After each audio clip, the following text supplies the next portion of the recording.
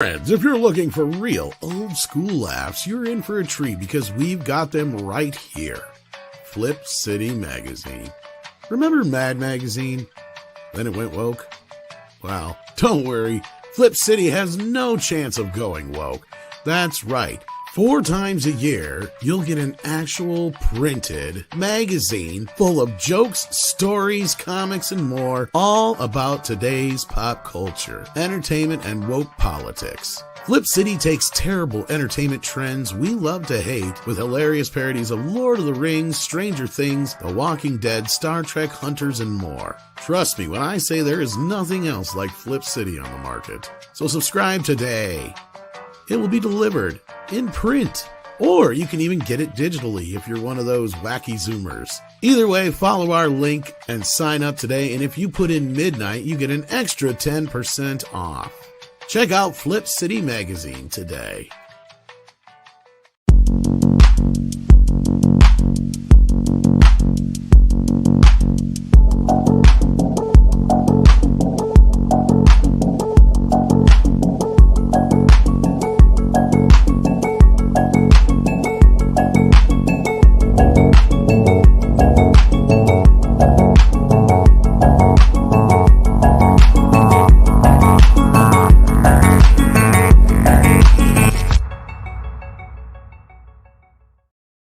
Greetings, everybody, and welcome to Midnight's Edge After Dark.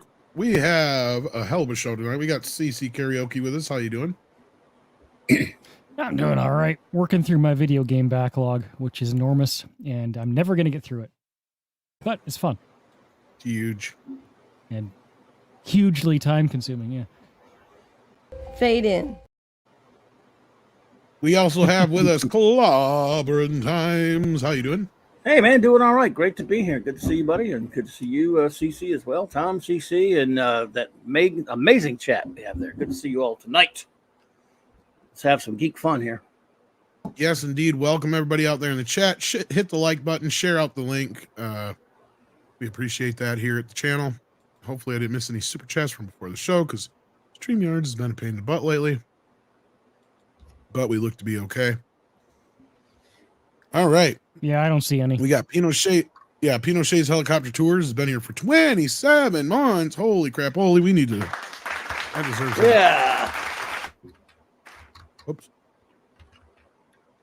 Sorry, I was trying to chew something in my mouth. It took me longer to eat than I thought would. Anyway, Waltman is here, and he says with a $4.99 super chat, Melissa Barrera has been fired from Scream 7. Why, you ask? She became vocal about current events and picked a side. This is true. Heard about this as we were on the Hcast. Yeah, I saw a little bit ago. I'm surprised, actually. She said since she took the side that would usually we'd think would be the right side for Hollywood. Yeah. I know, right? But at the end of the day, I mean, this is one of those make or break kind of things, I think, in Hollywood because of certain people's involved. Yep. Let's just say that there's a large persuasion of a certain group that work in an industry. Yeah, well, you get a little political like that, but at the end of the day, yeah. This chick in the last 2 movies has been the worst character anyway, so I'm kind of glad. Hopefully they write the character out altogether. But we'll have to see how that rolls. Then Pinochet's Helicopter Tour sends in a $5 super chat as well. It's a suggestion, Tom. You creators are the honest media and under the ire of Hollywood and big media. You should interview Nolan and GDT on physical media. I would love to, but there's like a barrage of walls between me and people like Nolan. But we can always try. That's always a possibility. Yep.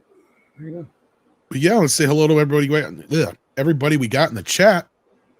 We got Daryl Brewer here. We got Mecca J. Hassan Chavez is here. Pinochet sends in another $2 and says, the way Andre interviewed Hancock pre-recorded. Yeah, no, we'd love to. It's just a matter of getting a hold of people. That's the problem sometimes. Hancock. Graham Hancock. Okay. Oh, yeah. Captain Palsey's here. We got Tiger Valley here. Lombardi 1969's here. Batmanuel is here. Yeah, I know, right? Another Scream movie. FKHC 2005's here. Hey. Lance Corporal Waffles is here. As Cowboy One's here. We've got Brad Young. We've got Jerry Gord here. We got Isaac Walker. So many of you. Alyssa Ruse is here. We got Willie in here. We got, let's see, Toy Fanboy. I think that's how it's said. We got D-Bud swinging around a wrench as well. Let's see here. Who else we got? We got KB. We got 16-bit mascot. George Bonnie 90 is here. Criticizable, the Rainbow Knight, and so many more. Hit the like button if you haven't already. D-Bud sent in his member chat for 28 months he's been here. Holy crap, holy. Wow. It says last Thursday was my mother's 91st. Oh, Geez, wow. I bet 21st birthday would be really weird. 91st birthday, but there was no mead. Can you wake up Bat Tom for her? Absolutely, yeah, because last Thursday I was traveling to Milwaukee and I had the meet up there, so I apologize for that.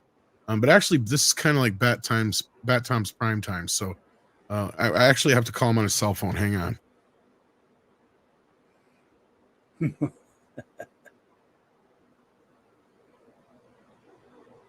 Ring, ring. Yeah, it's ringing. Hang on. Maybe Bat Tom, are you there?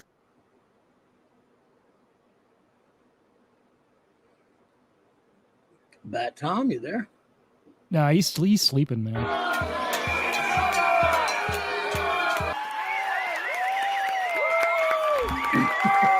Hello, everybody. Hello. Welcome. Yes. What? Oh, I gotta hang on, everybody. Quiet down. So quiet. Wait. Okay, so we got a birthday here for D-Bud Martin's mother. She's 91 years young. So we do a thing on the birthday streams. We go, happy birthday to you. Happy birthday to you. Happy birthday to you. Happy birthday to you. And many more. Gotta go. And like that, he's gone. Thank you, Bat Tom, and thank you, D-Bud Martin. Yes, indeed. And thank you, the Wolf Dog, for those nice words he said to me. He's on the bat toilet. He's leading an insurrection. Oh, Lord. All right, so we've got some news to talk about here. Let's see here. We've got some Superman news. We got some Karate Kid news, and we got some Dave Filoni news. Where do you guys want to start? And some Silver Surfer news. Just kidding. Oh yeah, there was this female. You want to start with that? I don't know. Rumor about the female surfer. Well, yeah. I mean, there's nothing. It's just probably just some fan crap. There's Paulie. Hey, Paulie. Hey, Paul. Hop on in if you're not busy. That's probably just some fan crap, but would it surprise anyone at this point? I mean, there would be a time when you go, yeah, sure. You just kind of think it. I mean, now if it is made up, it's just you can't make the joke because it's. Oh, you mean? This is looking more and more awful all the time. Well, it's gonna be bad anyway. Make a living gay. That one. Yeah. Yeah. I mean, it doesn't matter the casting really because it's going to be run by idiots who don't understand the characters. But the casting, I don't know. So far, there's no real casting of it other than like rumors and reports that there's someone maybe. Remember, there's no schedule for the movie. So what if they do cast somebody and then don't do it for a year or two and may not meet their schedule? Yeah, it looks like it's going to be, according to this rumor anyway, Silver Surfer will be a gender-swapped version called Juno. What? They're calling it Juno. Like the movie? Yeah. That's maybe it'll be played by Elliot Page. Yeah. I mean, you mean I wouldn't be surprised at this point. Yeah. Well, I just figured they would say instead of it's Nor and Rad, from Zen Law, it would be his girlfriend Shalabel instead, and it's because she's obviously way cooler than him, and she's probably the one that saves everyone from on our planet from Galactus, not him. But they wouldn't even do that probably. They can just reprise the role and call it an interconnected universe. Yeah, something like that. The Fantastic Four now take place in the same universe as Juno. Who knows why? There you go. That's what we're doing. And So, Silver all Surfer's pregnant. You see, so you Yes. serious, Tom? I mean, again, it's impossible to tell a joke from reality. So when someone says it, it doesn't matter how ridiculous you get, they're gonna go, "Really? No, I'm kidding." Right. Yeah, I know. We got 16-bit mascot sending in $5. Thank you so much. Says hail bat Tom. Ahoy, Midnight Edgers. Well, thank you so much for that 16-bit mascot. We appreciate the support here. So yeah, let's start with God, where to fucking start with some of this shit today? I tell you. Just throw a dart at the board and yeah, let's start with well, Nick should be here soon too, and I know he probably want to talk about the Superman stuff, but let's start there, I guess. So we have a more filled out list of a cast now for Superman, the film coming up. We've got, of course, we already knew about David Cornsweet as Clark Kent, Superman. Rachel Brosnahan as Lois Lane. Nicholas Hoult has now been assumed to be taking the role as Lex Luthor. Sarah Sampaio, or how do you say that? Sampaio is Miss Smucker. There's no Valerie Perrine. I'll wager. Yeah, I doubt it. Skylar Jacinto is Jimmy Olsen. Now, this is one of the guys I said should get the role. He's a little ginger kid. So that's a perfect casting there. But Miss Tetchmacher's going to be the boss and be like all, girl bossy. Oh, we'll have to find out. Nathan Fillion is playing the Green Lantern. Like a 2-second cameo, nice. Probably playing Guy Gardner. Hopefully, in a way, I almost hope. Edie Gassegi is Michael Holt. That's Mr. Terrific. Eddie. I don't know who this guy is. I guess Terrific. It's Eddie with a weird spelling. You have to look it up. Yeah. Yeah. Well, he'll be the modern. If you spell your Mr. name Terrific. Eddie with an I, it's almost like half of a chance you're gay, I guess. I guess. Look at Gaff. Yeah. So obviously Eddie. It's going to be the modern version of Mr. Terrific, I'm sure, which is Maybe. fine. But I don't know why. I mean, that's like a minor. Again, these look like cameos. Yeah, and then you got Maria Gabriela Di Faria as the engineer. But that's ridiculous. Isabella Merced as Hawk Girl, and Anthony Kerrigan as Metamorpho. I just want to say that I can't stand now that last one. That's some representation I can see myself in. Well, I just want to is that dude who's that? Is that who I think it is? Go ahead. Sorry. Probably. I it's don't the know. Guy But, people say I look like. I think so. Yeah. Really? Yep. No. That's what I thought. Metamorpho. Okay. Well, look. Yeah. Using the engineer, a character from The Authority, really aggravates me. I mean, again, that doesn't mean they won't. Maybe that's not like a minor appearance, or they just put it. I still hate The Authority being put in the normal DC universe, whether it's a comic or in a stupid movie. Guns and ass. Again, where's Brainiac? We haven't seen Brainiac get a chance yet. Use good, top-notch Superman villains that have been used yet. Luthor again. I mean, okay, Luthor is a very important Superman villain. Fine. But we need a whole Luthor-centric film again. He should be there, but he should be. The rumor is Brainiac is supposed to be in this, and Metallo or somebody like that. But the engineer from The Authority, that's asinine. Gunn, it's already starting to piss me off. Actual plot leaks, supposedly. Now I don't know how accurate these are, so I got to imagine Gunn is keeping this very close to the chest. Like even when they were doing any tests for actors and stuff, I guarantee you they're probably not even using the script. They're probably using scenes from like Donner's Superman or something like that. If there is a script. Yeah, well, there is a script, but I doubt he's let too many people see it. That's my point. So that's where I kind of question whether or not this is true or not. But here's this recent news that just came out. It's supposedly plot leaks from Superman Legacy. The info isn't totally new. A lot below has already been seen and includes mentions of Superman in the Middle East as well as Brainiac. But supposedly, Gunn has taken the Middle East part out because of current events. Gunn denies rumors about certain things, though, about the terrorist threat in the Middle East. Says it isn't true, but that's the only part he said that isn't true. That sounds like BVS. That's the other thing that's weird about this. Yeah, because as you get into this, heard some stuff about Superman Legacy. I trust the source, but this stuff is always fuzzy. Superman's early in his career and isn't widely known, in His big public reveal happens in the Middle East, though that's supposedly been changed now, where terrorists have gotten a hold of Kryptonian tech, very much like Man of Steel with Superman turning on God. the thing. Yeah. Waller and Sam Lane send in the Authority to investigate. They believe Superman is responsible. Superman learned of the tech. Oh, the Authority. It will be the mission puzzle to discover where he comes from. Anyway, the big bad is Brainiac behind everything, as said in the first post. I trust the source, but it's a game of telephone and info passed ear to ear. We'll see how much of this, if anything, pans out. Sounds solid to me, though, if true.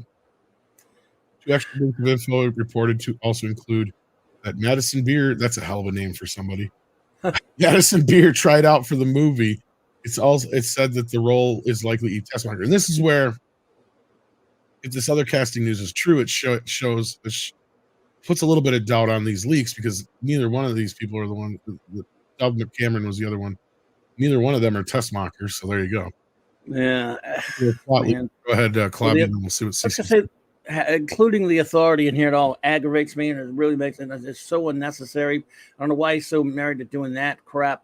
I don't care what kind of interesting story you can make out of the dichotomy between a superhero like Superman and the Authority. Look, it worked very well in a comic book series that was produced into an animated movie a long time ago called Superman versus the Elite, but they weren't the Authority. They were just similar. They were knockoffs of them, and that was a great one-off story. It doesn't belong in a brand new Superman film that's supposed to be kicking it off as a new franchise. It's asinine. I don't really think the Authority just belong there at all. So that disturbs me. If true, we should say if true, right? If true. So that's important. Brainiac, okay, I'm glad to hear that. He should be used. He should be in there, and if they handle him correctly, which again, I'm skeptical of Gunn when it comes to that. But yeah, and of course, whatever fan did that mock-up of Superman, the guy looks cool until you get down to no trunks, and if they're gonna have no trunks on the uniform again, they can suck it. So I think we're gonna have trunks, because all the pictures that Gunn has posted has been trunked Superman. Yeah, so. I've seen that, and that's what I hope. Yeah. Here's a look at the cast as is now. So there you go.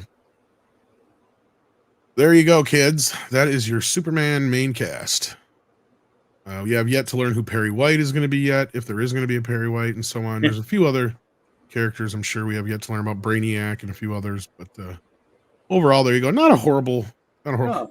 What's her face playing Miss Tessmacher? I hope she's got bigger boobs than it looks like in that picture. Which one is this? Which one of these is Miss Tessmacher? That I think that's her right there. I think. No, I mean, she's beautiful. She didn't really remind me of Valerie Prime, but I guess it doesn't matter. She's not an established lore character. She's from the movies, first two movies. But is that Jimmy Olsen? Unless that's somebody else. Yeah, that's the kid on the end who's playing Jimmy Olsen. That's when I said I hope they get. That looks like she's Cat Grant, because of the character below her looks like Cat Grant. Oh, it might be then. I don't know. I don't know. Could be. You never know. Although that's not who it's listed as here. So. No, it might be Miss Tessmacher, but I don't know why they're bringing her back. They usually use Mercy Graves as Luther's. Oh, and here's there's more here too yet. Hang on, we got more. I wonder if she's Mercy and someone just thought she was Miss Tessmacher because Gunn thinks it's funny. I don't know. Miss Tessmacher. Yeah. I mean, she's never, as far as I know, she's never been in anything other than first two movies. I think she's made an appearance in the comics once or twice. Miss Tessmacher? But I think that was after the fact. Yeah. Not any. I ever saw that didn't mean anything. So there's a Metamorpho. Again, that's ridiculous. Metamorpho, the character right there. That guy is not Rex Mason. He's not supposed to look like that. He's a big, like a big muscle-bound dude. Mr. Terrific looks like he could do it. Don't you pick on CC's representation? Oh, yeah, that's true. Sorry, CC. He feels seen now because of this. Oh yeah. It's my body double right there. Yeah. I mean, all right, so go ahead. What do you think, CC? I was just going to ask anyway. Yeah, I mean, it's too early to say I love speculation. I grew up with Lois and Clark. I enjoy a grounded kind of family man kind of Superman, if that makes sense. I don't need a super serious film, and I don't need Guardians of the Galaxy. So, I mean, I do hope that James Gunn kind of just eases up a little bit on the humor. I loved the first Guardians film. I did. But if I had that kind of script in a Superman film, it wouldn't satisfy me. But you know, at the end of the day, no, sorry, I didn't mean to interrupt. I was just gonna say, I think, and I could be wrong, I think this is just gonna be more in line with the tone of Donner's Superman, and that's just me. This is one I have the least amount of worry about. It's the rest of the shit after this I got concerns for. But anyway, you're about to say, CC, I didn't mean to interrupt your final thought there. No, I don't have bad feelings about this either, is what I'm saying. But it's very, very early. You know, we'll have to get a little further in. And these leaks, maybe they're real. Maybe they were real at one point, because the script changes so much along the way, right? Well, he locked it in before writer's strike was done, and he may have worked on it since it's been undone. So who knows? Yeah. So there's very much. I'm just saying he could have worked on it. Yeah. I can't remember where I heard the comment was on another stream in this community. Is that he's got a really tough hill to climb, because the property's been damaged so much at this point, both in Marvel and DC, that it has to be good. I mean, it just has to be. So you can't wait 3 or 4 films deep to get the ball rolling. You have to come out swinging. FKH says that the Arrowverse had a Mr. Soccer. Well, yeah, I'm not into the Arrowverse, but I hear you. At least someone else did use it again. Infinite Wanderer sends in $5. Says, evening, gents, and bad time. VOD I watched earlier presented the question: is Gremlins 1 a Halloween or Christmas movie? VOD? You mean like a video on YouTube? It is a Christmas movie. Where anybody got this idea it would be a Halloween movie, I do not know. Yeah, it's Christmas. It's either a horror. You can either consider it a horror comedy or a Christmas film. That's its categories, basically. Unless you got a sub little rubber monster category, then it can go in there too.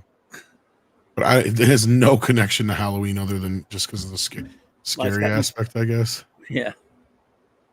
No. I've never heard that part of a debate before. That's weird. I guess you can watch it on Halloween for the hell of it, but yeah, I mean. Yeah. Jerry Gord says, was the Snoop giving up smoke a smokeless fire pit genius or stupid marketing thoughts? I knew it was marketing at the end of the day. But no, it was all right. It was kind of funny. Camelbot Killer says, Clobbin times. I agree with you, but remember, all the top studio execs in Hollywood couldn't create a Hallmark ad.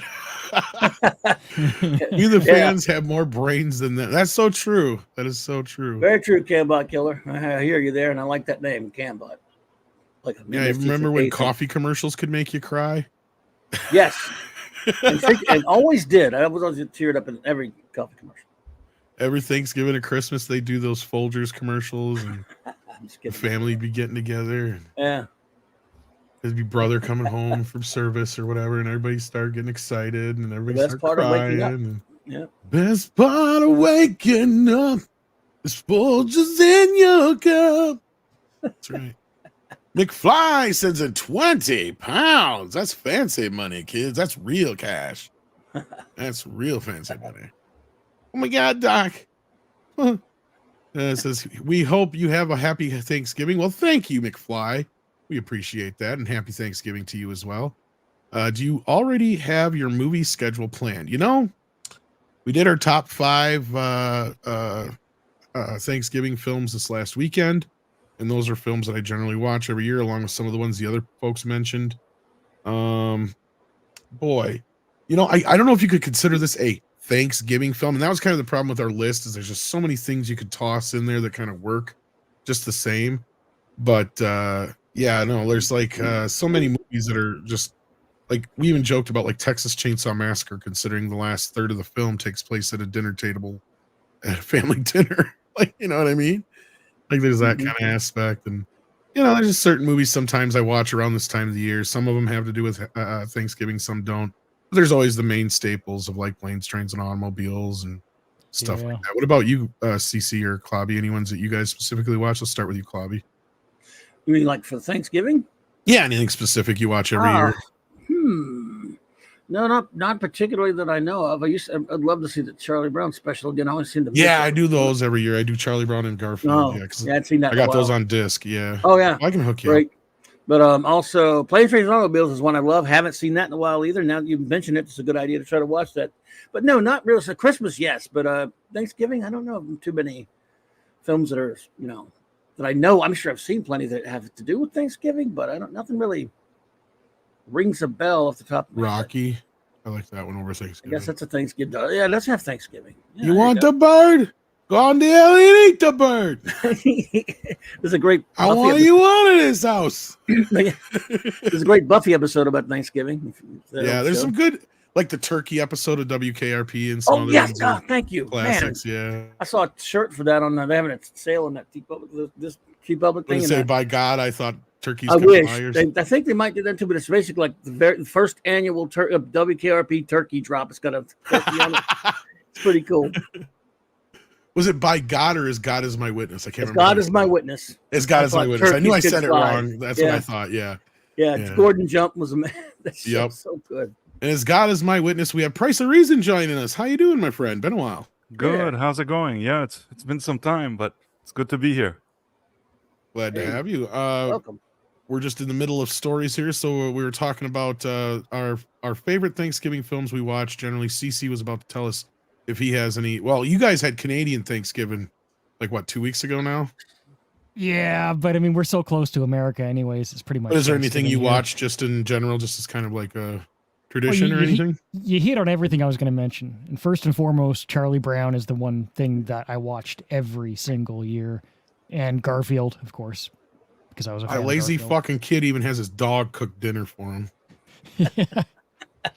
I like the Garfield one. Is that the one that he makes friends with a grandmother? Well, they knew each other already, but like, what it is you're close. She misses her husband. She misses. She does, but that's in the Christmas episode. Oh, what the Thanksgiving one is the first time. What's her face? The vet finally says she'll go on a date with John. It's for Thanksgiving dinner, and Grandma sneaks in and cooks dinner for him. Right. Yes, yeah. I confused between the two. I remembered the Christmas one is nice too, by the way. That one and the Halloween one. That is the Christmas one gets you almost every fucking time. Between the story about the husband, like you said, the grandpa story. Right. And then, Odie making Garfield a present is just so sweet. I mean, come on. Like, he treats him like shit. Right. He's always so mean to him, and you kind of appreciate that on that holiday, even he's not such a jerk, Yeah. Yeah, those are always favorites as well. But yeah, any other ones you can think of, CC or Price, since you just walked in? I'm trying to think. Thanksgiving. Well, we mentioned like Planes, Trains, and Automobiles, Rocky, a couple other ones like that. But yeah, I always watch Home for the Holidays is a lesser known one that people don't know about. But I recommend highly because it's got Robert Downey Jr., it's got Helen Hunt, Claire Danes, Anne Bancroft, and I'm spacing out the name of the dad in it, grandpa in it. Steve Guttenberg's in it. It's a hilarious little like family comedy about coming home for the holidays, and Helen Hunt's everything in her life has gone wrong, and so she's come home to deal with her family on top of it all. She lost her job. Her daughter doesn't want to come home for the holidays, and she's decided she's going to go sleep with her boyfriend for the first time, and she's only like 15 or something like that. And that's Claire Danes' character. And then like her brother, played by Robert Downey Jr., he's gay, and everybody gets pissed at him because he brings home this other guy who's not his boyfriend. So they think he's either broke up with his boyfriend or cheating on his boyfriend. So that's a whole like other sides. It's like this cute little side stories going on in the middle of this whole thing surrounding a Thanksgiving dinner. Then of course you got the other daughter, the middle child, I think she is. She's either the older or the middle, I can't remember now. But like anyway, so she's like trying to compete with the mother for the holiday. So she brings her own turkey and all this other shit. It's like a typical like just if like they ever did like a National Lampoon's Thanksgiving, this is probably the closest it'd be to it. Like it's kind of like that, but just not quite as funny as a National Lampoon's movie. But there's a lot of those moments in it that are hilarious, especially with Robert Downey Jr. He is fucking brilliant in the film. He's great in it. And again, it was made way back in the 90s, and nobody gave a shit that he was gay, right? Like, they don't even make a big part of it. The only time it comes up is they're like, well, where's so-and-so? I can't remember the name of his boyfriend. They keep asking me, and he's like, why is everybody so worried about him? You know, it's like they finally figured out, you know, stuff that's going on, but like, I don't want to give away the movie because it's really fucking funny and good. So I recommend it. It's called Home for the Holidays. Shout Factory actually just put it out like 2-3 years ago. So it's available. It's out there. Check it out if you haven't. It might even be on video on demand in some other places, but Home for the Holidays. Helen Hunt is the main star. Yeah. It's interesting what you just said, because I think that in the past there really was more of this kind. People keep saying, "Oh, what about representation?" But in the past, you could say that maybe there was less of it. But when it did exist, it was kind of just there, and people weren't making a big deal about it. Yes, good point. I mean, Tom was making the point, but I kind of deduced that from what he was saying about the movie, that basically you have this gay character. Today there would be 70 articles about how representation matters, and all these people would come out and speak, and like in that movie it just it's not even a big deal in the movie, Right. really, outside of when it comes up in the story, right? Like, it's, you don't even know it at first, and then they just kind of bring it up because they keep asking where his boyfriend is, and it's like, but this is one of my favorite bits in the whole movie. Scar! Oh yeah. Scar! He's a Scar! Leo, damn, come on, it's your story, man, baby. Hook me up. What happened next? Nothing. Or wait, this ain't the one. I don't, or maybe it is. Hang on, let me check it here. I don't want to get dinged. You don't want to get a strike thing, yeah. Yeah. That was 7 Oh, this seconds isn't the or clip less. I wanted. This isn't the clip I wanted. Hang on here. And she lost her jacket. That's why she's wearing this ugly fucking jacket. Okay, y'all, this is the scene, but it's at the end of the scene. Okay. Yeah, I didn't want to play 2 minutes leading up to it. So they got into a fight. They're arguing. That's your sister, for God's sake, Tommy. You've got to fix this, man, because you have hurt her feelings. I'll tell you. No, we'll take care of this. I heard it. Get your skinny little ass back in here. Come on, Claude. Man, he looks young. Look at your wardrobe. Claudia, come on. He didn't Come mean on, it. I'm sorry. He didn't mean it. I'm really sorry. Come on. Whoa. We used to do this Right in to a front friend of of the mine all the cemetery. fucking time. And he does it to her like 2-3 more fucking times. It's hilarious. He's like, no, come on, serious. I'm serious. Get in the car this time. It's hilarious. That's good. He's just a jerk to her all the time. He's just like a brother, you know. And that's the thing. They have this great brother-sister relationship, and it's, you can tell those two grew up really close and all that stuff. This is a great film, great family film. One you can even watch with the family.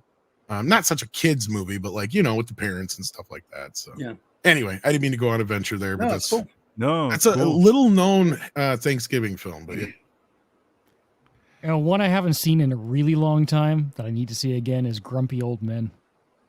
Yes, another Oh. Thanksgiving movie that was brought up the other night. Yeah.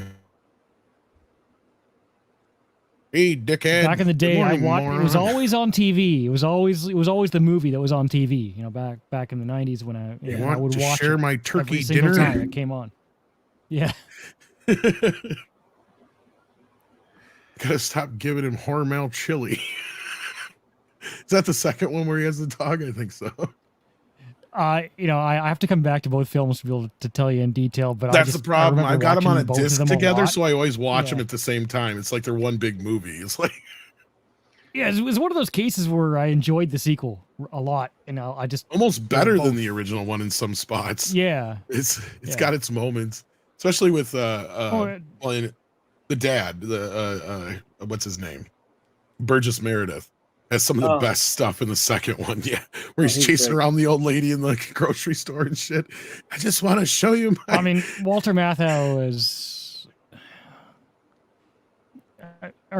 yeah, I mean Walter Matthau and Jack Lemmon in the same movie is.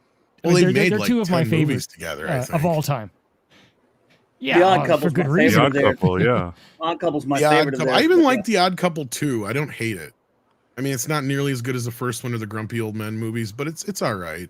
I like the TV show. Yeah. TV Well, show the was TV good show's too, but okay. that first movie though. Yeah, no, it is amazing. It's not the same as the movie, but I think that No. Jack Klugman and Tony Randall were pretty They good were for great. a TV show. They Yes. did hold their own, and it went for what, 4 or 5 seasons, I think Yeah, it was. exactly. Yeah. Yeah, no, that was a great show. Not I only love that, the it's, opening. it's had the distinction of being remade Yeah. like 3 times. Yep. It's a good They One of actually story. keep reusing the scripts. Like One of them had No, I should- Ron Glass and Demont Wilson or whatever from Sanford and Son. Yeah, that's what I was just Really? going to bring up. I didn't even know about that until I think it was Paul Chatham on his. It was either that or some other video I was watching had brought it up. I'm like, I did not even know they did a race swapped. They did it. Yeah, that was the 80s, wasn't it? Yeah, the 80s. I didn't even know about it. Demond Wilson left. I think left Sanford and Son to do some other show, but then later, a few years later, he ends up in that because that didn't make it. But just like the newer one they did with what's her faces, they used a bunch of the same scripts from the original show in that other reboot. So like every time they've done it, they keep using because I think Neil Simon wrote on the show too, from my memory, if I'm not mistaken. I wish Script was here; he'd remember. On what? On Odd Couple on the show. Oh yeah, yeah. Because I was gonna say because they kept reusing those scripts again and again throughout the shows. I didn't think they made a big deal about it on the reboot show from a couple of years back that they were reusing a bunch of those scripts because they're funny, they're good. They're re-releasing the original show on Blu-ray here in the next month or two, I think. Oh yeah, that was a good show. Yeah, no, I love it. I love it. Good stuff. But let's keep moving here. We got Dash Attack who says just saw Thanksgiving, a decent slasher. Yeah, that's another one that just come out. It's Eli Roth's film. It's doing all right. Sounds pretty good actually from what I've heard, and the trailer looks all right. I might check it out. I don't know if I'm gonna get a chance to see it before Thanksgiving though, but yeah. Oh, but speaking of seeing movies, you saw Wish, I guess, Bryce. That's right as I was heading home. Right now, I came back from seeing Wish, and so your first impressions of Wish, what are they? I have to tell you that this movie really, I mean, I kind of went to see it because I felt like it would be full of agenda, and I usually already look for this kind of stuff. And as much as I was thinking it was so over the top. On one hand, it was over the top. On the other hand, I could pretty much anticipate at every turn exactly how the agenda is going to work. But the highlight of this movie for me is that at some point I started laughing. There were parts of the movie that I was like laughing hard, like I'm cackling in the middle of the theater in parts that are probably not supposed to be funny just because of the agenda.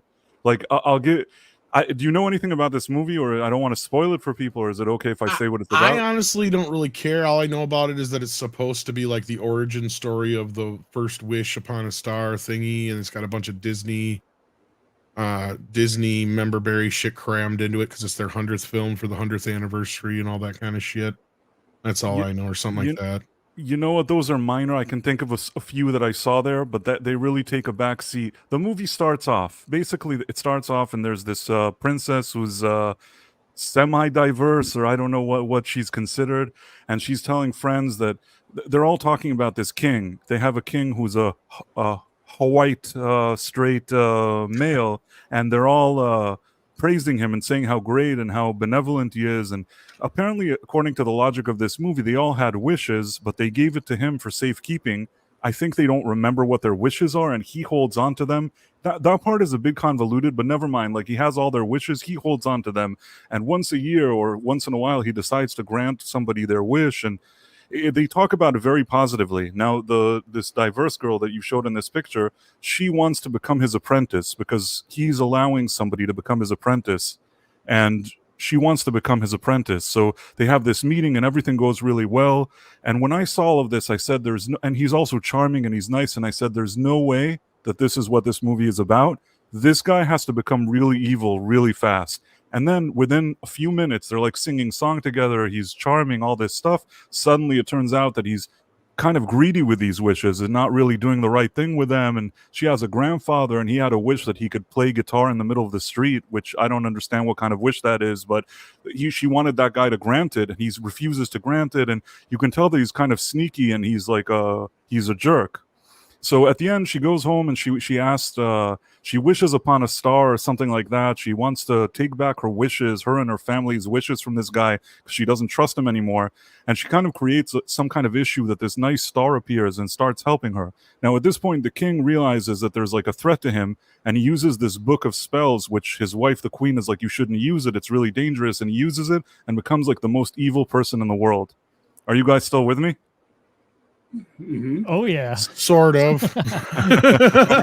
So So basically, Yeah. the bottom line is that the guy at the beginning that was benevolent and magnanimous is like the biggest villain in the world, and at the end, he needs one person to turn on all the other people, which a lot of them are diverse and whatever. Of course, the kid that's sort of a white male is the guy that turns on them. And then the part that I laughed in the theater is that there's this part at the end that he's standing at the top of this tower, and like there's all these people, and they do like this panning shot of all these like diverse people, and I said, okay, if this movie is really worth its salt in agenda, this guy is now going to put all these people in chains because he's the worst. He has to put them all in chains. And I was sitting there, and then he takes his staff and does this kind of spell, and they're all in chains. And once they were in chains, and I guess the few children in the theater were scared, I laughed out loud. I was cackling. It was so funny. I don't know why. I just thought to myself, like, everything that you think of just appears in this movie. I probably that agenda bad driven kind of thing, like you can predict the agenda oozing from it. Yeah, right. And by the time it happens, I'm already like laughing. And just so you know, that the final scene is that the queen takes over. Because she at some point tries to stop him because she knows that he's in the wrong. And then everybody tells her that she's the queen and she's in charge now. And then kind of like Superman with Zod, they bring this king, the evil king. He's sort of in a mirror. So they bring it to her, and she's like, put him in the dungeon. And the movie ends. The more Tom knows. Yeah, that was the movie. It was an agenda-filled extravaganza. I probably didn't do justice to the agenda of how much agenda was in it, but I thought it was crazy, personally. Wow. Sorry for the minor spoilers, guys, or whatever you want to call them. Like, I seen a couple people saying something in the chat. They might have been just joking too, but like, yeah. If I have a question otherwise about the movie, is the animation, because I mean I've heard they've lost all their talent, right? And they're trying to recreate this, the golden age of Disney animation. Was it any good in visually? It wasn't the best I've seen, but I didn't hate it. I mean, there were parts of it that seemed a bit cheap. I feel like back in the day when they did the hand drawing, there was a lot more quality there. Or maybe the hand drawing combined with computers. Something about it felt a little too mechanical. But that part wasn't the part that I really disliked about the movie. Even the music wasn't terrible. There were parts of it that had a bit of charm. But once you see that kind of agenda, and it's so blunt, in my opinion, it's blunt. I mean, I'm telling you what happened in the movie, and just if you hear my description, maybe I'm wrong. Is this not very blunt agenda? I could hear it from what you were saying. Like, it was... And not only that, you could almost look at it as, okay, like, he at first you said he's presented as a good person, or like he has, he's gives away these wishes and all these things like that. You could almost kind of draw a parallel to, like, the white savior / corporate America being run by white men kind of thing going to it, or however you want to put it. Hollywood even could be, you could put a lot of shit into this, and it just sounds revoltingly generic, I guess is the best way I can put it. Yeah, I mean, there's nothing even it's not like in Aladdin when you have this cool character and you have all these great voices or anything. It's all just very generic. The one thing I'll tell you, and it's good that you pointed it out, that at the end when they defeat him after the chains, they basically decide to like override him, and they don't care about him. They start singing together, and they're it's almost like an uprising, and they're defying him, and they start saying, you may offer us protection, but we don't need you. We're going to defy you, or whatever. I don't know, something like that. And that completely feels like anti-establishment, every anti thing you could think of. It felt very much like 2020, if you know what I mean.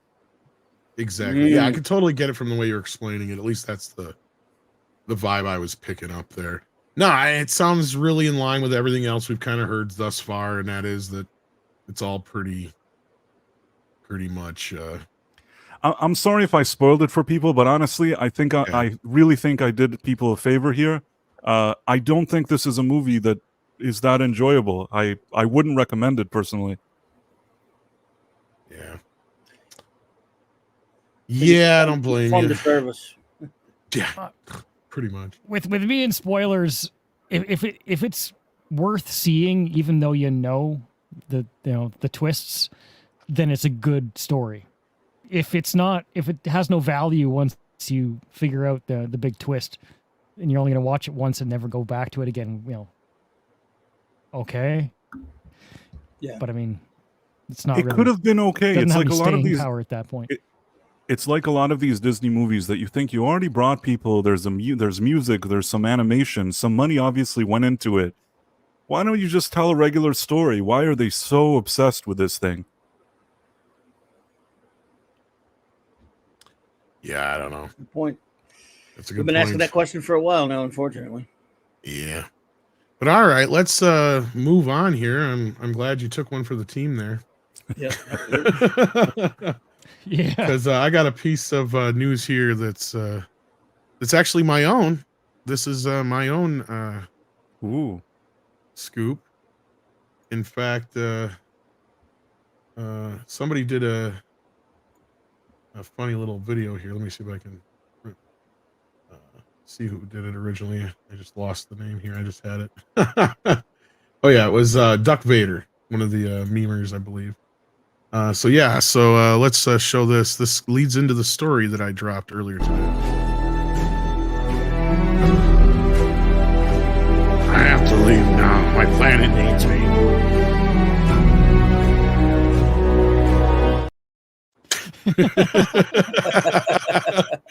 So that must be how they're going to get out of this. Because yeah, I got a scoop.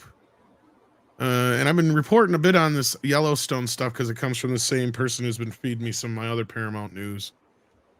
And it turns out that Kevin Costner has declined to come back at all. They asked for 1 day of filming, but he said nope. They offered to use the volume technology, and he said nope.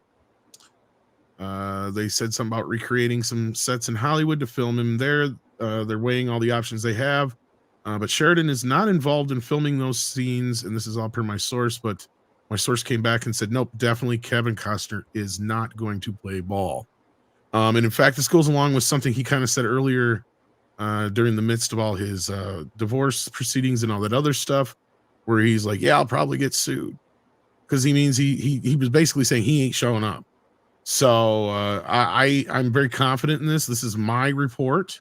It's a rumor for now until it's confirmed, but for you Yellowstone fans, it sounds like they're gonna have some trouble transitioning between the shows, but they're trying to figure it out right now. So That's probably why he's doing it, because he doesn't want to give them the option of actually filming his death or anything. They're like, he knows he's sticking it to them. well, and somebody else had said something to me. They knew about it it being in his contract that he had a veto clause as far as like certain things with his character too. So they might not be able to get around that. So you might be right, Price of Reason. So that may very well be that this is where things are hitting a stalemate of sorts, and it may go to court.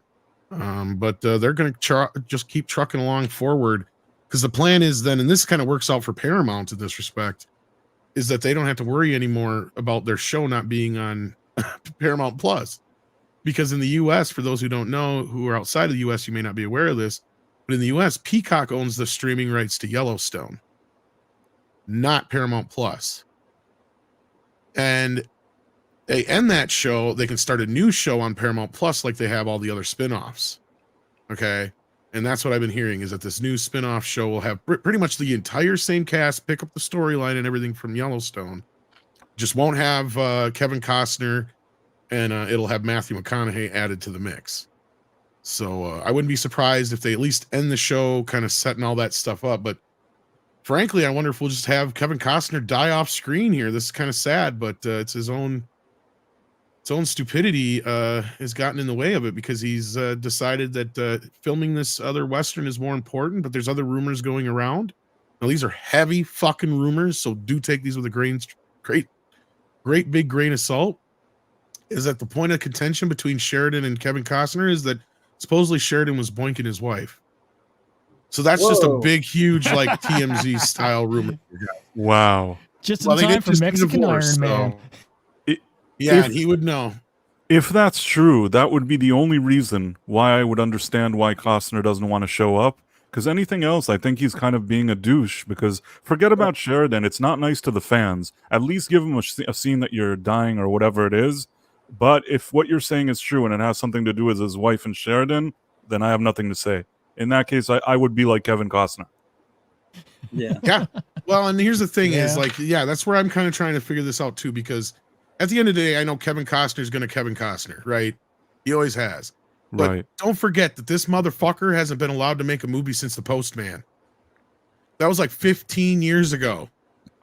He just got this movie made. And you know the only reason Warner Brothers gave him this movie is because he's hot right now from this show. That's Right. it. He has been stumbling through his career for the last 10, 15 years playing shit like Pa Kent. Didn't he make didn't he make Open Range after Postman? But other than that, no, not much. That was a good movie. Did he direct that though? Oh no. That's what I'm saying. He has not directed anything since The Postman to my knowledge. And he's been in a few things, but his star fell off. Plus, they have not allowed him to direct shit that I know of. I could be wrong. Oh, the last thing I know. I So this is a big, huge, epic Western that Warner Brothers is spending a bunch of money on. It's like a 2 or 3 or 4 part West. I don't know how big it is, but it's huge. Yeah. Anyway, we have Nick joining us. Mr. Nick Weiser. How are you doing, friend? Okay. Tom, hello, sir. Hello, CC, Clobby, Price. Good to see you, fine gentlemen. And Kevin Costner is being as Kevin Costner as it gets, even several decades later. It's almost like he didn't learn a thing. Oh, what's up, chat and mods, guys? You would think that Kevin Costner, with all his years being on a little rebound, he would do maybe things a little bit different. No, he doesn't. He doesn't. And that's honestly, it kind of bums me out. It really does. Because I remember like being younger, being into movies like The Untouchables, Field of Dreams, and really liking him as an actor, as a performer. I really do. I think he's very talented. He's never lost it. It's just sad to like see this as a full grown adult. Me being an adult, but for real, dude, come on. You're at this point in your career. You have a resurgence, and this is how you're taking it for straight up granted. Like, stick it out, man. Be a man. Do a few more episodes. At least have your character go out in some, grace and fashion that can make the fans of the show who were investing in your character say, hey, okay, we got one last hurrah. No, instead it's just my way or the highway rockstar bullshit. I mean, if it was me, I would take the gig. I would stare the man down, knowing that, well, if the rumor's true, that my wife did it too, so she's also at fault, and I would just stare. Well, that was what I was going to say. It would be like a Western moment. If you think about it, Sheridan did him a favor. Because think about this for a minute. If she's boinking him, it ain't the only motherfucker he's boinking, Kevin. Exactly. She's fucking everybody. Wow. I'd love to just go there to be there and be in front of him and be in that room and work out that scene. Well, and it sounds like they were trying to work it out by not even having Sheridan be there when they filmed the shit, right? So, but even if he does have legitimate reasons to want to get out, I can entertain that, and maybe there is some legitimacy to him want to get out. I get that, but at least do something small for your fans and then get out. I get it. It sounds like he's urgent to get out, but at least do something for your damn fans, because it's because of your fans you have a second chance in your life. There's guys who've been trying to have a second chance and it's not worked out for them. And he had the second chance, he got it, it landed, and he just moving away again. Once again, just give your fans that one last thing before you go. It's like, okay, film that scene and you give it everything you got. He's in the situation where he's in the mommy and daddy are arguing and he's involved in the kids. At least give your kids that one last I love you before you move. He's I agree. If anything, you put all that shit aside and you worry about the fans and the rest of the cast and the crew, and you make good on them just so they can carry this over properly. Yeah, I agree. At least that one last moment. I'm not even saying he has to come back and do every episode. Just that one thing. It's not like that the writers can't write around it. I know they can. Well, they already have things set up. Yeah. They have, first of all, they've already had him shot, so they're probably not going to do that again. Like, that doesn't, you don't do the same thing twice. But they already have it set up that he has some sort of, I can't remember if they've specifically said what it was. I think it's pancreatic cancer or something he's got. He's got something that he's been dealing with throughout the show. So you already have it set up that he's sick in some ways. So, like, you can just have him fall off and be in a coma or something off screen and work with it with, like, some fuzzy person in the bed. And that's probably what they'll end up fucking doing. Sad but true. because what else can you do at this point? You can't really do the whole joke we just showed before, even though as funny as that was. You can't poochie the motherfucker. The audience deserves better than that. Oh yeah. There's one thing they can do, in my opinion. What they can do is they can have him in a hospital bed, use CGI to make it kind of look like Kevin Costner. Yeah. And then if he sues them, they can just say, we were supposed to have your name and likeness, your image and likeness. You didn't arrive, so we just used it using old footage of yours. We pasted it on that body. And what can he say? Nothing. I mean, there may be a legal argument made there. I don't know. But like, yeah, it's a funky mix right now. If I hear anything more, I'll definitely pass it on to you guys. But that's not something we really cover on Midnight's Edge. But I thought it was something I'd bring up because I know we've talked about the show. Fascinating, actually. Yeah. It's very juicy. It is kind of juicy, right? Yeah, especially with the other bit. Yeah. But as Nick came in, he said, make sure you hit that thumbs up. Please do if you haven't already. And Borg. Kevin might as well call Universal 4 Waterworld 2. Sad part is Waterworld 2 wasn't really the thing that killed his career. A lot of people think it did, but the movie itself did okay. It just the toys and shit didn't sell. No, so like it didn't have a franchise life basically. Yeah. The movie, and also it had a good long lasting life on physical. It's got a cult following now too. Yeah, it has. I like that movie, following, especially for the Ulysses cut. I was a fan of it. We did for a Toxic Tuesday episode, and it's one of those movies where I actually genuinely enjoy it, but there's also a great behind the scenes story which we covered very well. Obviously, the drinker talked about very well on his production hell video. It's one of those movies where it's got a very unique history, and it's been re-released on different formats throughout the years, and people. I've got 4 copies of the fucker on disc. Hell yeah, man! Plus, like 3 different cuts on some of those. And yes, I am juicy, Polly. That makes me happy. And Nick has become a member out of nowhere for some reason. I rejoined. What level? I rejoined at the minimum effort puppy. I had. Well. There you go. Waited for my new car to come in the mail because I had someone tried spending $300 on Giordano's and didn't invite me.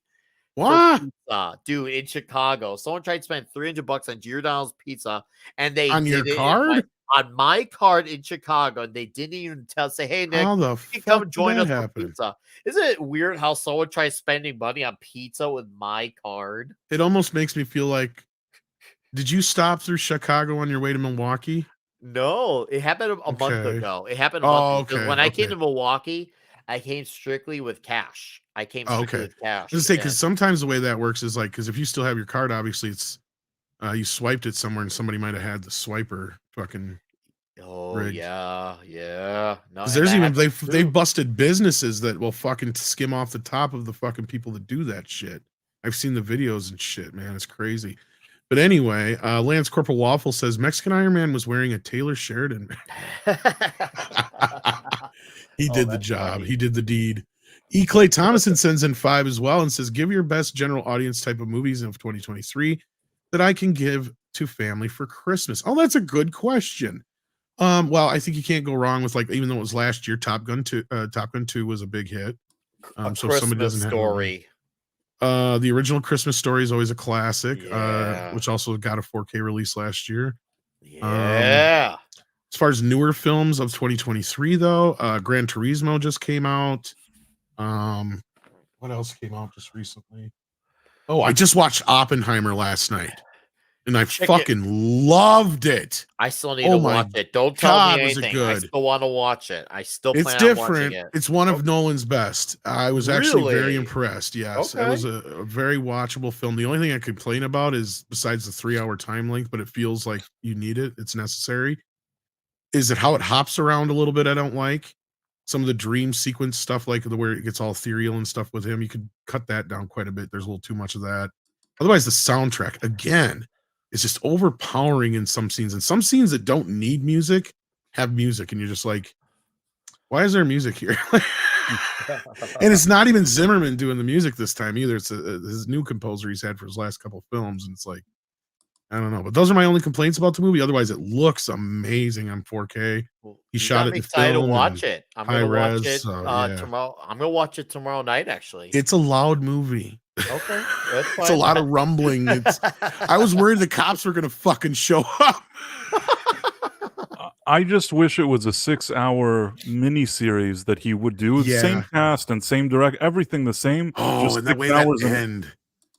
When Yeah. you figured out, did you figure it out about what 2/3 of the way through when you about the same as me, Price, when you're like, okay, I see where this is going now. Not to Yeah. give anything away. Yeah, no, I thought I picked up on it, but Where like he's kind of 2 steps ahead of everybody. yes. Yeah, I kind of figured that out about 2/3 of the way through. I'm like, wait a minute here. Like, he's ahead of everybody here. He's not, because the way his wife was, like, it all came together for me at that one moment, and I'm just like, oh, this is fucking brilliant. And then it played out exactly like I figured it was going to, which is, one of those times where even though it plays out the way you expect it to, it's satisfying. That's It's what very, very satisfying. And Robert Downey Jr. gives one of his best performances that I've ever seen. Oh God, yes. Even what's his face, Cillian Murphy is really good in it. Really good. And he does a good job of the way he speaks. He feels like he's from the 1930s, right? Like the Right. cast is so great at. Even Florence Pugh is hot as fuck in it, and she's great in it. Everybody, and this is one of those few times where the women didn't feel out of place. Because normally, I don't know if you guys have remember when I bitched about it lately, where in these period pieces, it feels like lately women feel out of place. This is one of the few times I didn't feel that. Florence Pugh nailed it. The other chick who played his wife nailed it. I think there's like 1 or 2 other ladies in the movie, but there's not that many ladies in the movie, sadly. But they're good. Yeah, but they're good. The ones that are here, they don't feel out of place, right? And it feels very good. Like they paid a lot of attention to detail, and I'll give Nolan credit for all that. Matt Damon is perfect casting as that general guy. Oh fuck yes, he's great in it. Yes, one of his best roles in years. Also, he's just so perfect for that. Yes, I cannot recommend it enough. Not my favorite film of the year. Definitely in the top 5 though. Otherwise, Megan was good for your PG-13 horror fans. Gosh, what else came out, guys, this year that was really good? I'm trying to remember now. Not a lot, but Megan was good. Yeah, I know. I still haven't seen Megan. I do want to. I've heard Sisu is good. I haven't seen it yet. But that was I one that's out already. I do plan to watch it. The Meg 2 just came out. I've heard the Meg 2 come out. Of course, I did Haven't enjoy seen it Super yet. Mario when it came out. The Equalizer 3 was fun. The Equalizer 3 is fun. I had a blast with my kids seeing Super Mario. That we had a great time at the theater seeing that. Seeing my older one, seeing her eyes light up at all the crazy stuff during Mario, like she knew all the references. And it was cool to see that. Mario's definitely one you can't go wrong with. Yeah. Oh yeah. Blue Beetle came out. I didn't really care for it so much, but some people did. I did. Yeah. I still haven't seen it to this day. It's not like originally I was very enthusiastic about Blue Beetle. Like if you had asked me a year ago, I was very enthusiastic. Honestly, it was the trailers that killed my enthusiasm. It really did. I was actually originally going to see that like opening day and everything, but the trailers killed it. And I hate saying it because I like the actor. Sholo, I think if I'm pronouncing his name right. Sholo Mereduena. I think he's he's great. Incredible actor. I think he's what I still think he has a bright future ahead of him. I really like him. That's actually a good segue into our next story, actually. But yeah, John Wick 4 and John Equalizer Wick, 3. Yeah, I also enjoyed came both out. of those. So But while I'm looking forward to Silent Night when it hits theaters. Was it next week? I'm gonna go see Silent Night with Joel Kinnaman. I'm gonna see that. I think that could be potentially a lot of fun. As predictable as it looked like it could be predictable fun. So all right, speaking of Sholo, I wonder if he'll be in this brand new Karate Kid movie that we finally have some news about. Now, if you guys remember, we first heard about this over like a year ago. And I was saying, I wonder if this isn't just Sony trying to put some pressure on Netflix to sign on for season 6 of Cobra Kai. But now we have our first idea of what this is all about. Because up until recently, just even a couple of weeks ago, Ralph Macchio was asked about this, and he said he had not received a phone call yet about this thing. So he had no idea what this is about. And my understanding, it has nothing to do with the creators of Cobra Kai. But according to this new story, Jackie Chan and Ralph Macchio, who starred in separate Karate Kid films decades apart, will unite for a brand new movie set in the martial arts franchise. The new movie from Sony Pictures director Jonathan Entwistle and writer Rob Lieber will premiere in theaters on December 13th, 2024. Karen Rosenfeld is producing. Now, it was originally supposed to come out this year, then they pushed it, of course, with everything going on. Plot details are kept under wraps on the new movie, but Macchio will reprise his role as Daniel LaRusso, whom he played in the original Karate Kid film trilogy starting in 1984 and brought back in the Netflix Cobra Kai series. Let me make this a little bigger. Chan will return in the role of Mr. Han, a kung fu master based on Mr. Miyagi, who coached Jaden Smith's Dre Parker in the 2010 remake movie. Macchio has kept the character of Daniel going through Cobra Kai, which announced its 6th and final season earlier this year. That show, created by Josh Held, John Hurwitz, and Hayden Schlossberg, takes place several decades after the events of the original Karate Kid movies, reigniting rivalry between the now middle-aged blah, blah, blah. We already know all this shit. It's all unclear how the sprawling story of Cobra Kai will factor into the new Karate Kid movie. Making the announcement, a video posted to YouTube, Jackie Chan and Macchio launched a global casting search for a brand new Karate Kid to lead the movie, inviting young actors submit audition tapes to KarateKidCasting.com. Get on that, Nick. Since you're the only one who looks young enough for us to get in. I don't want a part of this whatsoever. And I say that as a fan of both of the gentlemen we see on the screen. I love my Jackie Chan everyone. movies. I love, obviously, Tom, my Danny LaRusso figure is beautiful. Thanks to you, by the way. Yes, I love these guys, but I don't need this. I don't. Well, this is cringe as fuck, because I'll tell you one thing that made me so mad about the Karate Kid remake was put the jacket on, take the jacket off, drop the jacket, pick it up. It's like you're replacing wax on, wax off, sand to floor, paint the fence with that. Like, I'm sorry, that scene in the Karate Kid where we figure out for the first time we've ever seen it, where, oh my God, he's not just doing chores, he's learning karate this whole time, is one of the greatest cinematic moments in history. I mean, come on, it's been parodied and copied a million fucking times, and they just muck it up in the remake, and I hate the remake on every other level. But anyway, here's the fucking announcement. Everyone, we've got big news. We're starring in a new Karate Kid movie together. That's big news. But we even have bigger news. Bigger than that? We're looking for next Karate Kid. That's right. The global search for the star of our new film starts right now. So let's wax on, wax off, everybody. You mean check it on, check it off, hang it up? Maybe the new Karate Kid will have to do it all. I'm excited. You excited? I'm very, very excited. Let's do it. Learn more about this new role. Submit your audition video. Jackie Chan can't even speak English enough. Oh my God. And of course, there's more on this. The kid they're looking for, I guess, is actually Asian. So there's a caveat, people, I guess, if you're looking to be the next Karate Kid, keep that in mind. But isn't that kind of Istanphobe to only allow Asian people to? Well, that was what the thing I read said. It was in the other report on this, but I don't know. I want to know what you guys think. I am, as a big, huge Karate Kid fan, I am confused and disturbed by this. The only thing that gives me any faith is that Ralph Macchio is very protective of the Karate Kid. In fact, he turned down several sequel opportunities over the years, which were paydays for him in some of the hardest times of his career, I'm sure, just because he didn't like what they were doing or didn't agree with what they were doing and didn't want to sign on to it. And he didn't make movies those movies just because he didn't want to make Karate Kid movies anymore. He just was not going to sign on to something that he didn't feel was worthy of the series.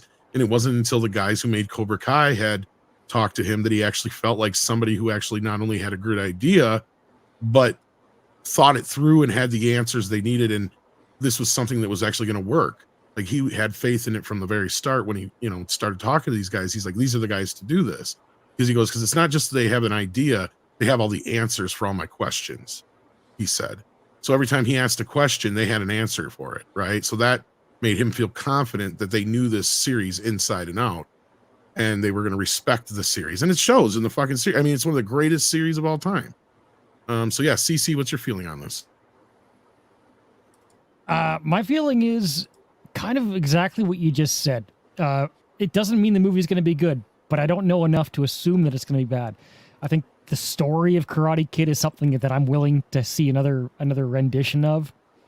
If it's done well, if it's shot well, you know, if it's not overloaded with, if it's not cheap and it's not driven, you know, by agendas that take away from the core kind of classic timelessness of the Karate Kid story itself, I'm good with it. It's like, give me a good story about a kid who, you know, comes of age and finds his confidence through karate in a positive way, right? And goes through his struggles and has a teacher. And Jackie Chan, sure, whatever. You know, I don't love the guy. I don't hate the guy. I'm cool with that casting. It's too soon for me to pass a judgment on it. But I'll take it. Like of all the things that I could see another entry of, I'm okay with this particular, you know, concept.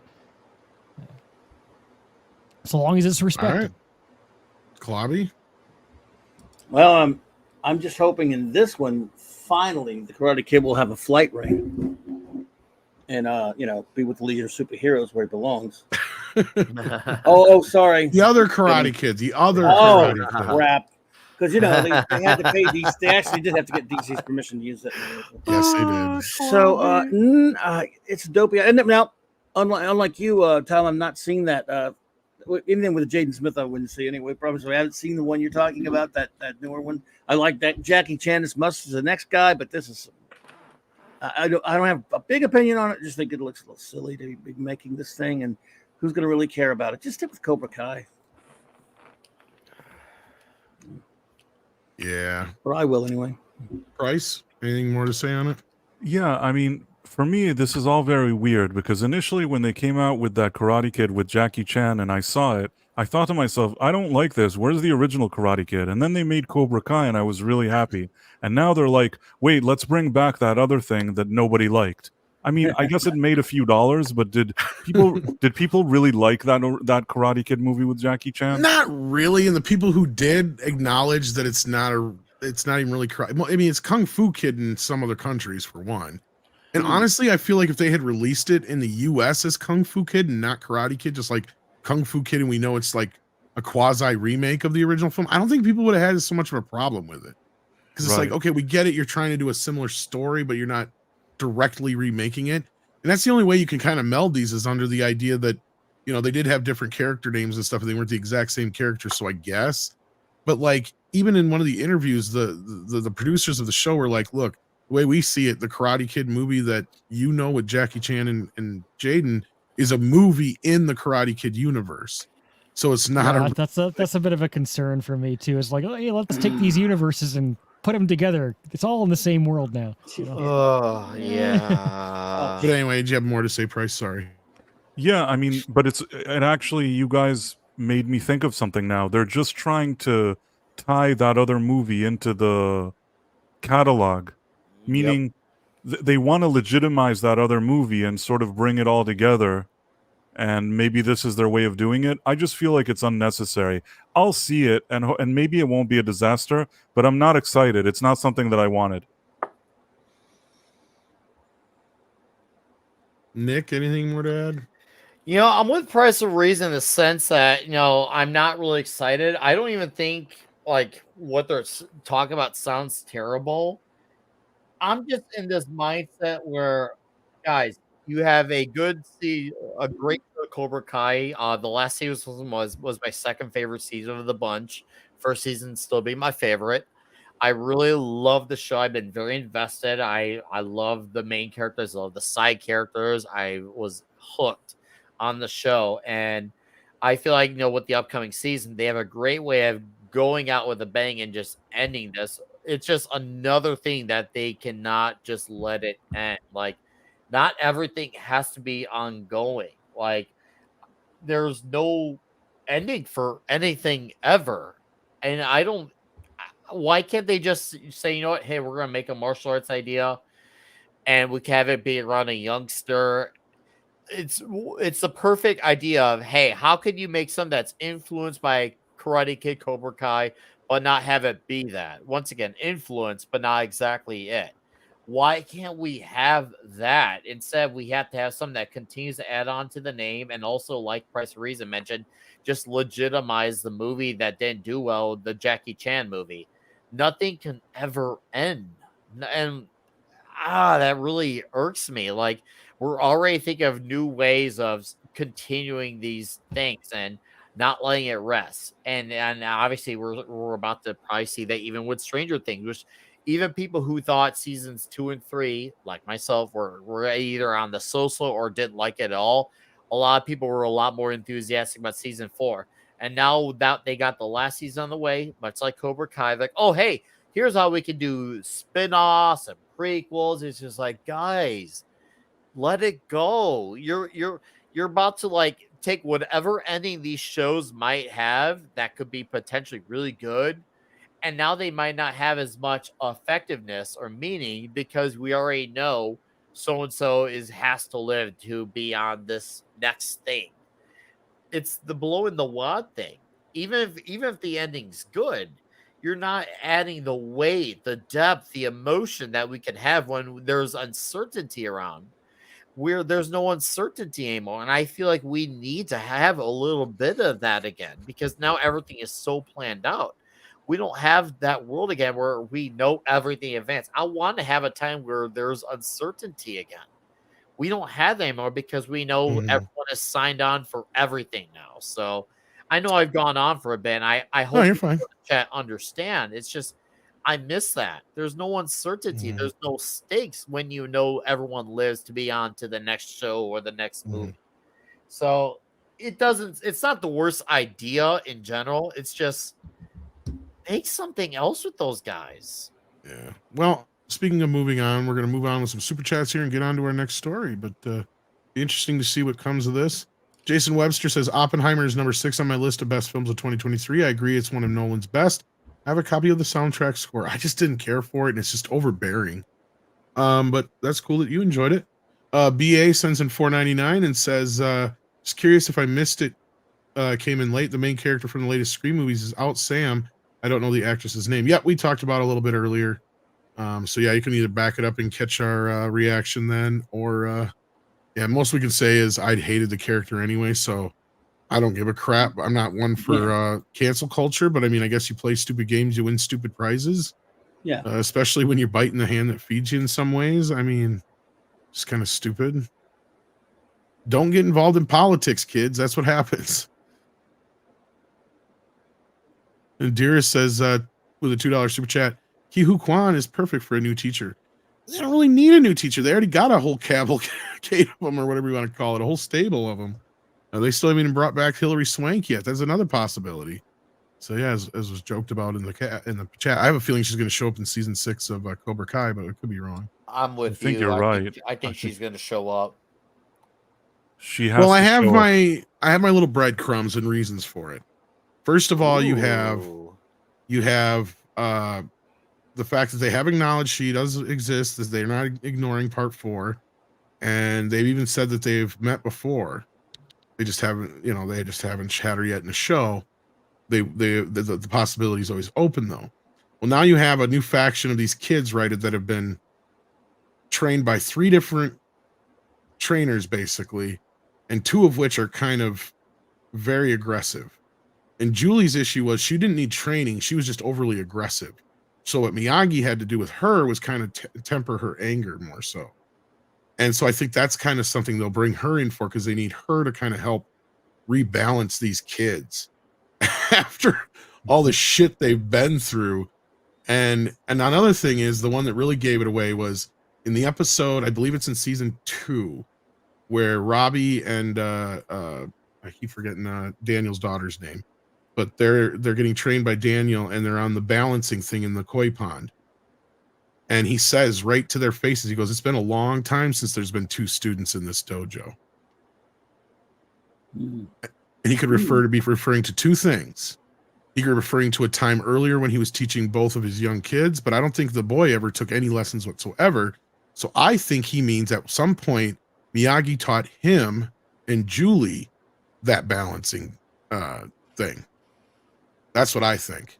Oh, I like Interesting. that, Tom. I really like that. See, I that actually makes a lot of sense. I could buy that. Yeah. I really Just the way like he that. said, because just the way he said, it's been a long time since there's been 2 students in this dojo, and then teaching them that balancing thing, which requires 2 people, right? So just to me, I feel like in my back of my head, I'm like, Miyagi taught him and Julie this. I bet you $5. That's what I'm thinking. I heard a rumor that at some point they wanted maybe for season 5, one of those seasons that they actually wanted her to be in it, and there was coup things going on, and somehow it didn't work out for some reason. I could be wrong. It's a rumor that I heard though. I could believe that because you already had the setup of the fact that you have too many different teachers, right? And yeah. Who knows? I kind of straight up hope what your breadcrumbs are. I hope that comes into fruition because I'm all in on all of that, man. Oh, that's I'll take that one. Yeah, right. Seriously, I always feel like he just wrote the script for how they're going to explain it for the exposition for season 6. Oh, I'm a fan of this franchise. I ain't kidding. Oh, I know. Like, I know it inside and out.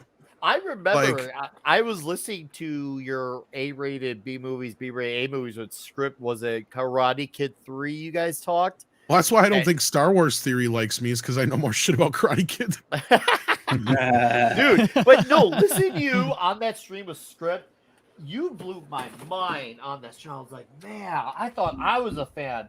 Tom kills me. It ain't even close, but I love listening to you because you're the way you lay out your story. I'm like, man, you I feel like almost like you're a ghostwriter of sorts. Well, I used to script doctor some shit sometimes. Oh no, dude, seriously. Like, that's why also sometimes me and script doctor bump heads. No, dude. We have we have very similar things that we used to do, but we do it from different ways. But yeah. I love it. It gets me pumped because I love the show, and I'm hoping when season 6 comes out, we'll definitely have to have a stream or something on it because I want to be a part of that show whenever it is because I'm sure we're gonna have a lot to talk about when it ends. Well, speaking of knowing franchises inside and out, somebody who you can't really say does know a franchise in and out just got more power. Unlimited power. Oh. And what did I say? What have I been saying for so long now? Tom P. I fucking knew it. Oh. The amount of apologies people owe you is starting to grow. I'm just saying. Dave Filoni is now Chief Creative Officer at Lucasfilm and will be planning the future of the Star Wars films and fucking shows. So get ready, kids. Ahsoka in everything. In everything. She might even take Bo-Katan's role as the Mandalorian. She might even go that far. We have a frosty guest joining us. Snowdub in the house. Hey kids, sorry I'm late. I figured I'd jump in on the back half here. Just got done with the Thanksgiving shopping. Good stuff. How'd it go, dude? We're going non-traditional this year. The Snow Kid wanted to do crab and lobster, so I went and got some of that. Yeah. Sounds good. Yeah, it was his choice. I would have done the turkey and stuff, but he's like, I want fish. And I'm like, okay. Just take him to Red Lobster. What, this fish? Right. All right. Well, we're talking about the Star Wars news here. Now, what is the difference here? Because he was already the executive chief creative officer. So some people are like, well, this is a job he's already had. Not exactly. Not exactly. Now what he has is the power to bypass everything. He answers directly to Kathleen Kennedy. He oversees everything and could veto stuff. He is in the planning process from the start. So no longer will you have, these directors and writers coming with their ideas. They have to go through Filoni first. That's the big difference here, kids. So he's going to make his movie. He's going to be involved in that fucking Ray movie. This is what's going on here. I got to let Sadie out. So from top to bottom here, kids, CC, start us off. What do you think about this news? She's letting me know. All right. Now I've mentioned some of this before that, I enjoyed Rebels, but looking back on it, that show is definitely pandering to Disney. It he had to make it within those confines. And I mentioned before, but I spent about 18 months of my life in film school trying to get into the industry, and then I gave up on it because my one big takeaway from that 18 months of my life was you have to suck hard to get to the top. And I mean that literally and physically. You have to suck your way to the top. And I think that Dave Filoni, as much as I've liked some of his work, he knows how to do that. He knows how to be a chameleon and just become whatever it is that the people above him want him to be, and smile and convince them that he is totally with them about everything about the agenda that they want to push, and just literally and figuratively suck his way up the ladder. Now, what he would be if he didn't have anybody above him to answer to, which is kind of a dream thing there's always somebody above you. What he would be, I don't know. He has said in an interview, "I'm no Jedi." I do think he considers himself to be dark side, or at the very least middle, chaotic, neutral dark. So I think this is just another step in that ladder. He's going to do Kathleen Kennedy's bidding until Kathleen Kennedy's gone one day, which I'm not even sure I believe, because she's a robot and she will live forever. She's surpassed humanity and reached the singularity. But if she ever leaves and somebody new replaces her with a completely different agenda, he will morph into that agenda and make material that completely fits that purpose. And that'll be what he does. I think that's my gathering on it anyways. Mm-hmm. Clubby? Well, I'm with you a lot of that, CC, pretty much everything you said there, because I did enjoy, reasonably enjoyed Rebels, but he doesn't care about, as I think someone said earlier, it's not my saying originally, but not only does he not care about anything to do with lore continuity, he's just a little ass grabber, a little snake. He doesn't even care about his own, and he's obsessed with his own garbage character that I can't stand, Ahsoka. I never liked her. I never liked her in Clone Wars.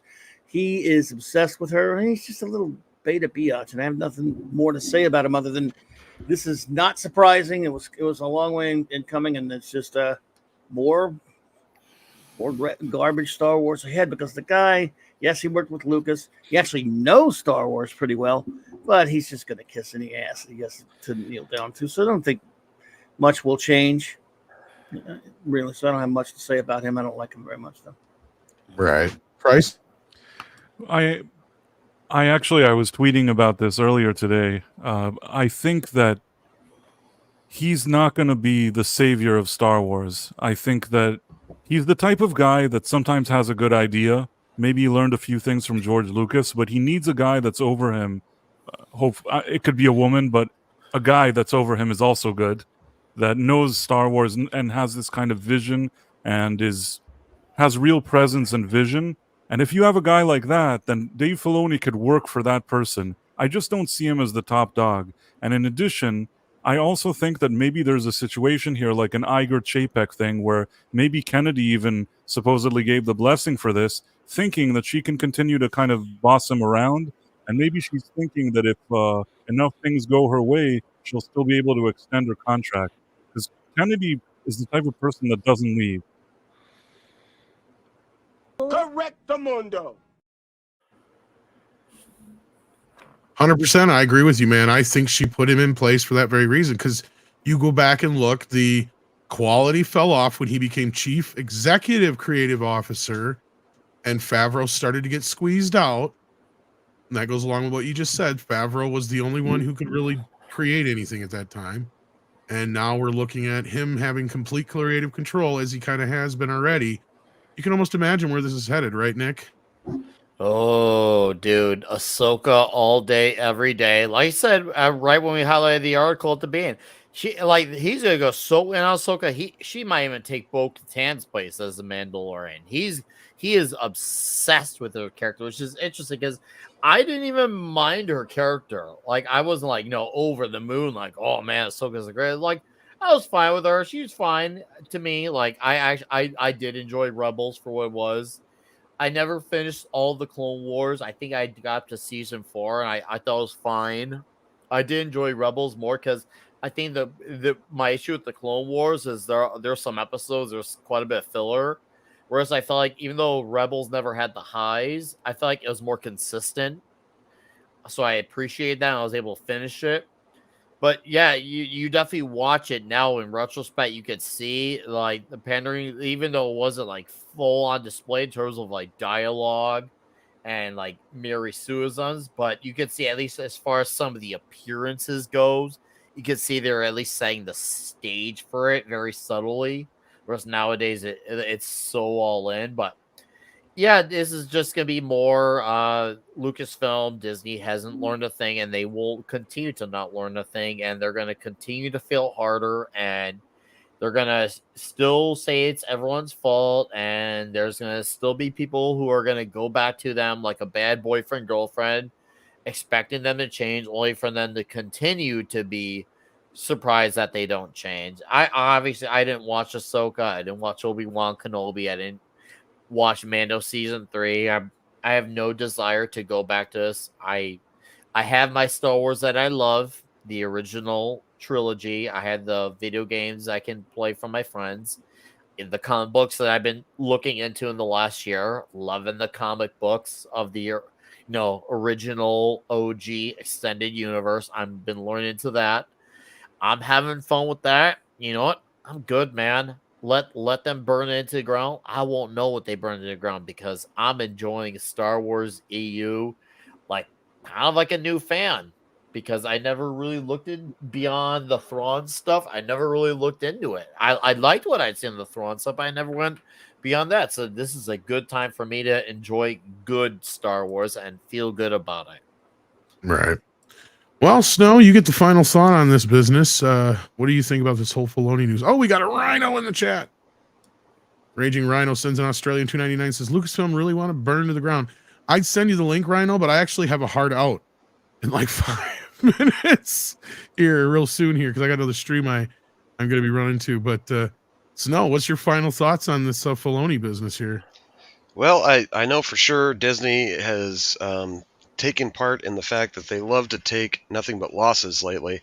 With Ahsoka, I did watch that series. It was absolutely terrible. Besides, glimmering hopes of bringing back Hayden Christensen, probably the only good part of the whole show. And I would argue maybe Balin, but of course that actor is dead, so I don't know what they're going to do with him.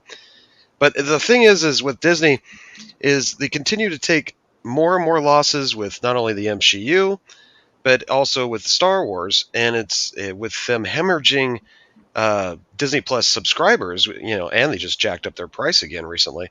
I just don't understand this. It blows my mind that they continue to double down on just stupid stuff like this. So Ahsoka season 1 or whatever, the ratings were abysmal. People started tuning out, I believe, halfway through the season of it. And here they go, bringing this guy in to take control after pretty much a failed franchise. Where they go from here is obviously going to be female. That seems to be their trend over there. So if you love female characters in your Star Wars and your MCU, then they're going the right direction for you. But for me personally, I love Jedi. I love the Sith. I love the action between them. And Ahsoka just threw all that in the mud, and the whole Jedi lore by making Sabine an instant Jedi overnight. And it's just ridiculous at this point. Absolutely ridiculous. And this just kind of puts the icing on the cake as far as I'm concerned. So way to go, Disney. Take another L.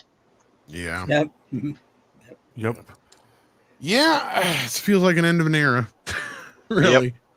I mean, like, this is it. I mean, any hope that was is gone. As far as I'm concerned, I don't expect much out of this. Fade in. Yeah, time to fade out. So, yes. Dave Filoni is the savior of Star Wars. Is he though? Yeah. So with that, kids, yeah, I'm confused now because I thought it was now, but now I'm looking at the schedule here and it looks like it's scheduled for tomorrow, but he said Tuesday. So I have no idea what's going on with this other stream that I'm supposed to be on. But just the same, we've pretty much reached the end of all the topics, unless Nick and Snow wanted to chime in on either the Superman casting news or anything like that. That was the only. I'm just shocked that they got a redhead to play Jimmy Olsen. Right. Mostly white cast, yeah. Yeah, that's shocking. I'm still kind of concerned about the movie in general because I feel like it's too overloaded. I'll give them points for at least the visuals of the casting, but that's it. And I'm cautiously optimistic about the next Karate Kid. If they keep it with the lore of the Cobra Kai series, it could actually be decent. But if they moved more towards that Jackie Chan spin-off garbage, then it's probably not going to be so good. So, well, I'm kind of waiting and seeing, more details on that, and I'll ride the fence for now. Yeah, I figured you'd want to comment on the Karate Kid. That was going to ask you. But yeah, our understanding here from what we read earlier is that none of the people involved with Cobra Kai are going to have anything to do with it. So, Way to get people enthusiastic. That's not good. It's one thing if they had, have a newbie, but at least have the newbie do their homework.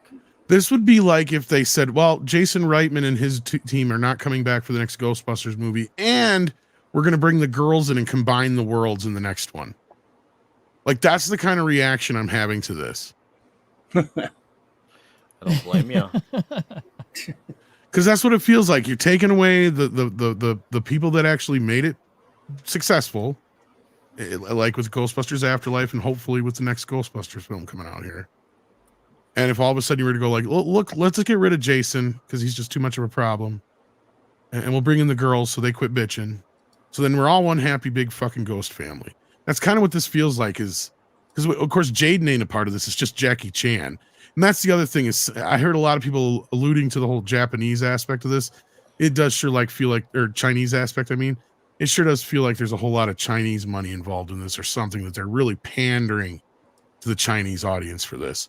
So is Sony one of the last people taking Chinese money yet?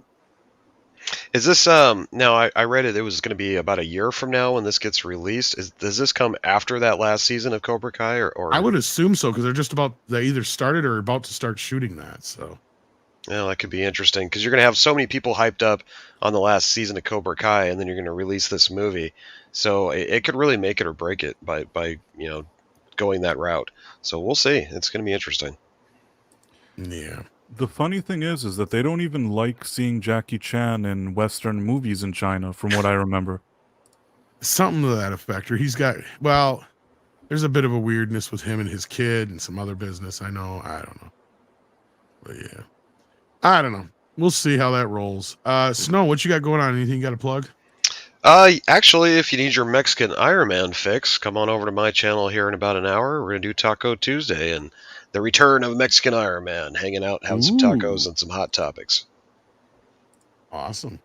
Nick, I know you got Toxic Tuesday. Tuesday and a half hour, The Spy Who Loved Me. And it is a movie I do know things about, and I have fun talking about it. James Bond, the third Roger Moore Bond flick, and in my opinion, the best one of the bunch. Come hang out. It's going to be a great time.